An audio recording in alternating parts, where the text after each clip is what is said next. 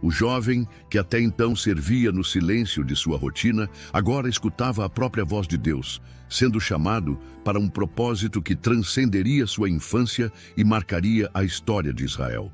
Enquanto as palavras divinas se desdobravam na mente de Samuel, o peso do que estava por vir começava a tomar forma. Naquela noite, a vida de Samuel mudou para sempre. Deus não apenas o chamou, mas confiou a ele palavras pesadas, revelando que o destino de Israel estava prestes a ser moldado de maneira irrevogável. O menino ouviu atentamente, com um misto de reverência e temor. Ele mal compreendia a profundidade de tudo o que estava sendo dito, mas algo dentro dele sabia que aquelas palavras carregavam um propósito maior.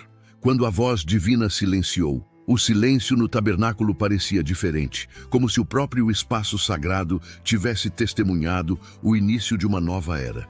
Pela manhã, ao ver Eli, Samuel hesitou. Como poderia contar ao velho sacerdote tudo o que ouvira?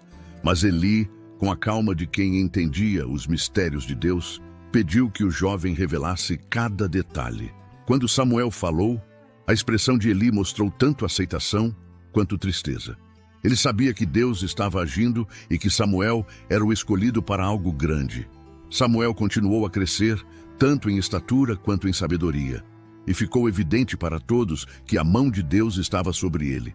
Não havia mais dúvidas. O menino que havia sido entregue ao Senhor desde o nascimento agora era um profeta, chamado para guiar Israel. Ele se tornou uma voz para Deus em tempos de confusão, uma luz que brilhava em meio às trevas da desobediência do povo. Enquanto Samuel cumpria seu chamado, Ana seguia sua vida em Ramá, sempre em oração, sempre acompanhando de longe os rumores sobre o filho que havia dedicado ao Senhor. O menino que um dia ela embalara nos braços agora era um homem que carregava a palavra de Deus para uma nação.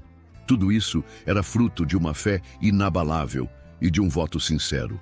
A história de Ana e Samuel é como um rio que começa pequeno, quase imperceptível, mas que ao longo de seu curso cresce até transformar toda a paisagem ao seu redor.